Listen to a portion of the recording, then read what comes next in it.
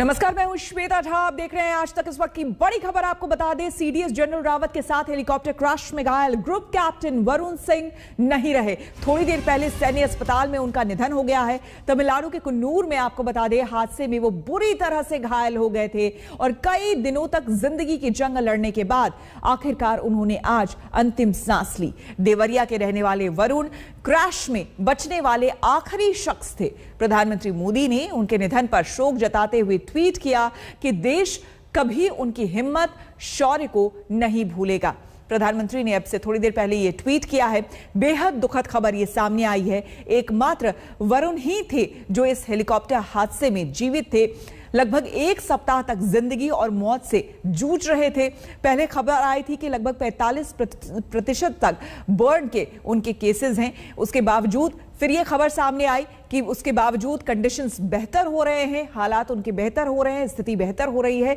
लेकिन आज अचानक से यह दुखद खबर आई है कि वो अब इस दुनिया को अलविदा कह चले। लगभग 80 से 85% तक इस हेलीकॉप्टर हादसे में वो जल चुके थे, जैसे कि खबरें बाद में सामने आई और उसके बाद बताया गया कि आज उन्होंने आखिरी सांस ली है। तो आपको बता दें, बेहद दुखद हादसा तमिलनाडु का कुन्नूर का वो हेलीकॉप्टर क्रैश आपको याद होगा, जिसमें जनरल बिपिन रावत, उनकी पत्नी मधुलिका रावत और लगभग उनके अलावा 13 और लोग उसमें सवार थे। तमाम सैनिक सवार थे, हमारे वो वीर सपूत सवार थे उस हेलीकॉप्टर में, जो कि उड़ान भर रहा था और हादसे का शिकार हो गया।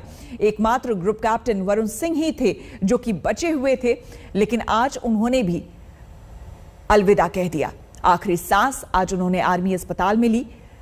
सैन्य अस्पताल में उनका इलाज चल रहा था। लगभग एक सप्ताह तक जिंदगी और मौत से जूझने के बाद, संघर्ष करने के बाद आज उन्होंने अंतिम सांस ली। थोड़ी देर पहले प्रधानमंत्री ने ट्वीट करके अपनी संवेदना व्यक्त की है, जिसमें उन्होंने साफ तौर पर लिखा है कि कभी उनकी हिम्मत और उनके शौर्य को नहीं भूला जाएगा। प्रधानमंत्री ने ट्वीट किया, निधन पर शोक जताते हुए ट्वीट किया कि देश कभी भी उनकी हिम्मत और उनके शौर्य को नहीं भूलेगा। बेहद दुखद पल, लम्हा न सिर्फ उनके परिवार के लिए बल्कि पूरे देश के लिए। मंजीत नेगी हमारे संवाददाता हमारे साथ जुड़ गए हैं। मंजीत, ये बेहद दुखद खबर सामने आई है। एकमात्र वरुण ही थे जो कि जीवित थे इस हेलीकॉप्टर क्रैश में, इस हादसे में। और कहीं ना कहीं मंजीत, आपको नहीं लगता है कि वरुण, इनको देख करके एक उम्मीद जगी थी कि शायद जब ये स्वस्थ हो जाएंगे, ठीक हो जाएंगे, तो शायद हमें पता चल पाए कि आखिर हुआ क्या था, किस तरह से ये पूरा हादसा हुआ? बिल्कुल श्वेता, सभी को, लोगों को, खासतौर से वायुसेना जिस बात की इंक्वायरी कर रही थी, उनको भी उम्मीद थी कि वो क्योंकि इस हेलीकॉप्टर के पायलट थे और अगर वो जीवित बचेंगे तो उनसे जानकारी मिल पाएगी, क्योंकि ये इतनी बड़ी दुर्घटना थी जिसमें देश के पहले चीफ ऑफ डिफेंस था जनरल बिपिन रावत समेत तमाम करीब 14 लोग नहीं रहे हैं। और इसीलिए हालांकि ब्लैक बॉक्स मिल गया है, उसकी जांच की जा रही है, ट्राई सर्विस इंक्वायरी कमेटी बनाई गई है, लेकिन वरुण सिंह को लेकर जरूर उम्मीद जताई जा रही थी कि अगर वो इस दुर्घटना में जीवित बच पाएंगे तो उनसे सीधी जानकारी मिल पाएगी, क्योंकि वो इस हेलीकॉप्टर को उड़ा रहे थे, वो मुख्य पायलट के तौर पर उस पर मौजूद थे और इसीलिए लगातार कोशिशें भी। और अभी थोड़ी देर पहले प्रधानमंत्री नरेंद्र मोदी ने भी उनके निधन पर शोक जताया है, उन्हें श्रद्धांजलि प्रधानमंत्री की तरफ से दी गई। रक्षा मंत्री लगातार इस मामले में उनके परिवार के संपर्क में थे, लेकिन एक बड़ा, जिस तरह का बड़ा हादसा जिसमें चीफ ऑफ डिफेंस था जनरल बिपिन रावत, उनके तमाम सहयोगी, उनकी पत्नी समेत पहली बार इतनी बड़ी दुर्घटना ये हुई है और इसीलिए जांच में मदद की भी बात की जा रही थी कि अगर ग्रुप कैप्टन वरुण सिंह जिंदा रह पाए तो उनसे जांच में काफी मदद मिलती। बिल्कुल मंजीत, जानना चाहेंगे कि इनके परिवार में कौन कौन लोग हैं?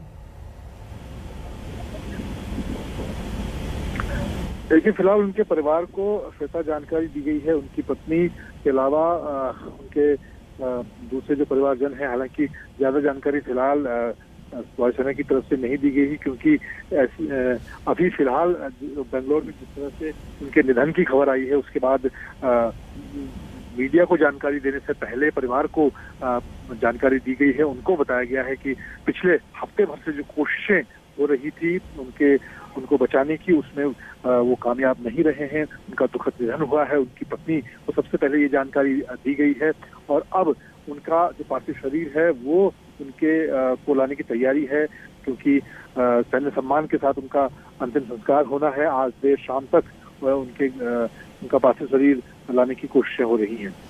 बिल्कुल।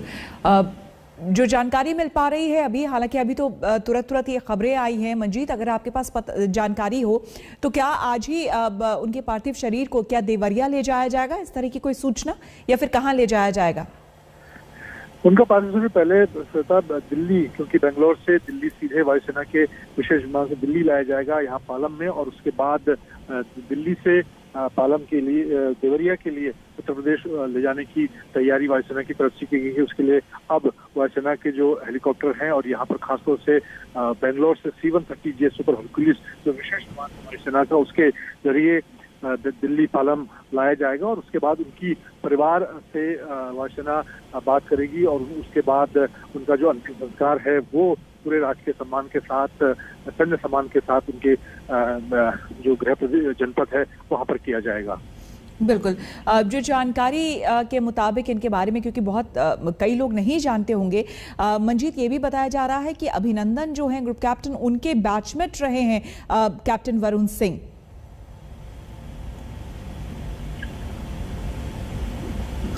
पहले जी अभिनंदन क्योंकि फाइटर पायलट थे और जहाँ तक कैप्टन वरुण सिंह के बारे में जानकारी है वो हेलीकॉप्टर पायलट रहे हैं। निश्चित तौर पर क्योंकि दोनों अलग अलग कोर्सेज के दौरान साथ रहे हैं, इस लिहाज से दोनों ने साथ काम किया होगा। लेकिन क्योंकि वो यहाँ पर, अगर हम सुदूर में बात करें जहाँ पर उनकी तैनाती थी, काफी जो क्योंकि यहाँ पर LCA तेजस की स्क्वाड्रन और हेलीकॉप्टर की जो तैनाती है वहाँ पर रहती है, और इस लिहाज से लगातार वो कई बड़े जो चाहे वायुसेना प्रमुख हों और दूसरे VIP हैं उनको लगातार अपने साथ उड़ान में ले जाते हैं। तो काफी एक्सपीरियंस पायलट माने जाते थे कैप्टन वरुण, और इसीलिए CDS जनरल बिपिन रावत को ले जाने की जिम्मेदारी उनको वहां पर दी गई थी।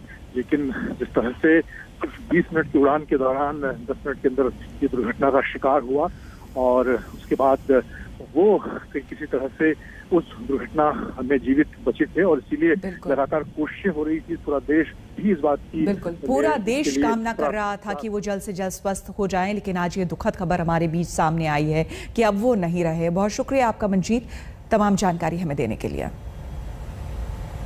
रुक करेंगे अगली खबर का। आपको बता दें कि बीजेपी अध्यक्ष JP नड्डा अयोध्या पहुंच गए हैं। उनके साथ बीजेपी शासित राज्यों के सभी मुख्यमंत्री भी यहां पहुंच चुके हैं। JP नड्डा के साथ सभी रामलला के दर्शन करेंगे और इसके पहले राम की पैड़ी पर भी जाएंगे। देर शाम सरयू आरती में शामिल होने का कार्यक्रम है। आपको हम बता दें, तस्वीरें आपको हम दिखाते हैं जहां पे कुछ देर पहले बीजेपी शासित राज्यों के 11 मुख्यमंत्री यहां पर पहुंचे हैं, जिनमें से 8 मुख्यमंत्री अपने परिवार वालों के साथ पहुंचे हैं। 2 तस्वीर आप JP नड्डा को देख सकते हैं। JP नड्डा जब पहुंचे तो उनका किस तरह से स्वागत किया गया। बीजेपी के राष्ट्रीय अध्यक्ष है JP नड्डा, और ये जब पहुंचे अयोध्या तो उसके बाद इनका भव्य स्वागत किया गया। इनके साथ ही साथ बीजेपी शासित राज्यों के 11 मुख्यमंत्री यहां पर पहुंचे हैं, जिसमें से 8 मुख्यमंत्री अपने परिवार वालों के साथ पहुंचे हैं। कहा यह भी जा रहा है कि एक तरह से बीजेपी नेताओं का ये कुंभ यहां पर लगा हुआ है, और इसी वजह से, और आपको बता दें कि अयोध्या का फैसला आने के बाद पहली बार इतने बड़े स्तर पर बीजेपी के तमाम नेता यहां पर, मुख्यमंत्री यहां पर पहुंचे हैं। दूसरी तरफ आपको हम सरयू घाट दिखा रहे हैं, जहां पर भव्य तैयारी की गई है। आज शाम यहां पर आरती में, सरयू की आरती में तमाम मुख्यमंत्री शामिल होंगे। भव्य आरती, जिस तरह से बनारस में आरती होती है बनारस घाट में, कुछ उसी तर्ज पर सरयू घाट पर भी यहां पर आरती की जाएगी। देखिए किस तरह से इसे घाट को सजाया गया है, फूलों से हर जगह सजाया गया है।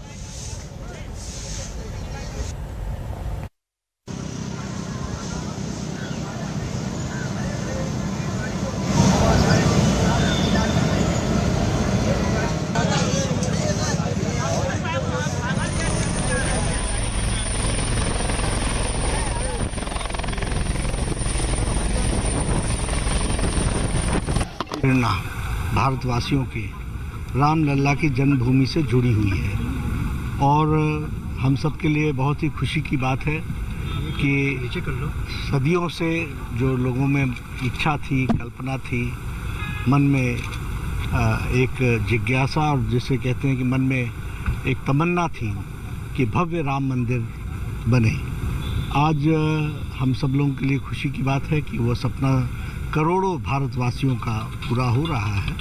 और आज हम सब लोग जब यहाँ पर आए थे, काशी विश्वनाथ जी के धाम का उद्घाटन प्रधानमंत्री जी ने किया, तत्पश्चात मुख्यमंत्री परिषद की बैठक हुई, तो हम सब लोगों की इच्छा थी कि हम यहाँ रामलला के दर्शन भी करें और वो जो भव्य मंदिर बन रहा है उसका अवलोकन भी करें, सब लोग देखें, क्योंकि प्रदेश के मुख्यमंत्री हम सब लोग समय समय पर मिलते रहते हैं।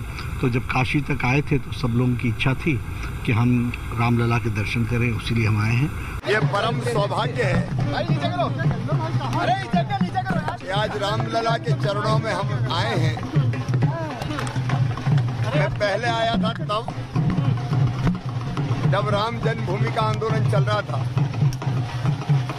और जौनपुर जेल में हम लगभग 9 दिन बंद रहे थे। इसके बाद अयोध्या में आकर रामलला के दर्शन किए थे। तब हम लोग कहते थे रामलला हम आएंगे, मंदिर वहीं बनाएंगे।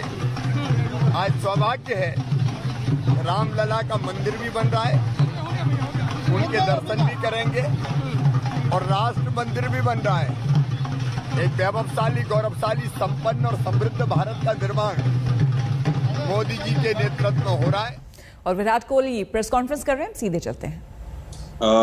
Whatever was said about the communication that happened during the decision that was made was inaccurate. I was contacted 1.5 hours before the selection meeting on the 8th for the test series, and there was no prior communication with me at all since I announced the T20 captaincy decision up till the 8th of December, where, as I said, I got a call 1.5 hours before the selection meeting, and the chief selector discussed with me the test team, to which we both agreed. And before ending the call, I was told that the 5 selectors have decided that I will not be the ODI captain, to which I replied, okay, fine. And in the selection call afterwards, we chatted about it briefly, and that's what happened.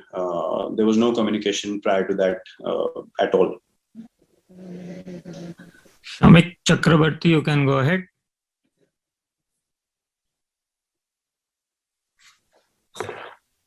Shamik, if you can hear us, you can go ahead, or else we can go to Subodh Mayure.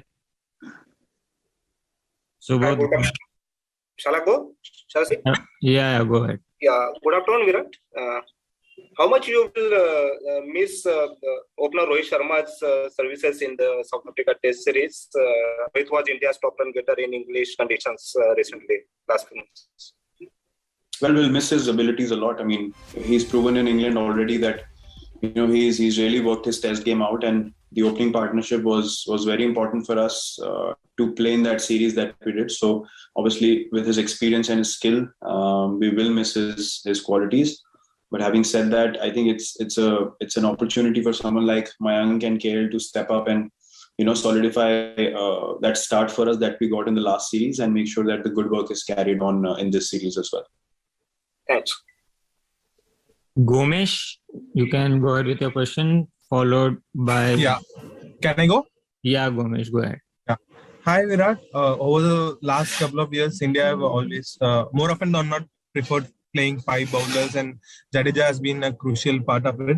How do you look at his absence and that playing a role in the combinations that you wanting to play?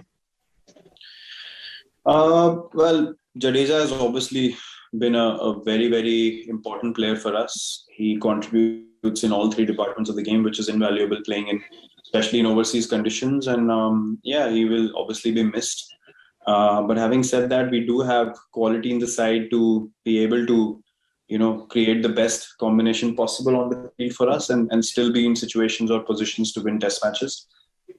Because we have created that kind of bench strength and that kind of environment where people coming in, you know, are seizing the opportunity and grabbing it with both hands and making sure that the team is helped by their performances. So as much as we'll miss him, I don't think that will be a deciding factor in this series or moving forward. And he's injured, obviously, and I wish him a speedy recovery and that he comes back soon. आपको फिर से लिए चलते हैं विराट कोहली की press conference में। T20 captaincy ना छोड़िए, बल्कि उसको बहुत अच्छे से रिसीव किया गया कि बहुत एक प्रोग्रेसिव स्टेप है और सही डायरेक्शन में है। तो उस टाइम मैंने कम्युनिकेट किया था कि जी हाँ, मैं ओडीआई और टेस्ट में कंटिन्यू करना चाहूंगा, अनलेस कि ऑफिस बेयरर्स और सिलेक्टर्स को लगे कि मुझे ये रिस्पॉन्सिबिलिटी नहीं करनी चाहिए। और ये भी मैंने कॉल पे क्लैरिफाई किया था उस टाइम पे। तो मेरा कम्युनिकेशन बीसीसीआई को क्लियर था उस टाइम से कि मैं क्या करना चाहता था। और मैंने ये जैसे बोला कि मैंने ये ऑप्शन भी दिया था कि अगर ऑफिस बेयरर्स और सिलेक्टर्स को लगता है कि मुझे नहीं करना चाहिए तो वो डिसीजन उनके हाथ में है। Bhushan, you can go ahead with the question. Bhushan, if you're there.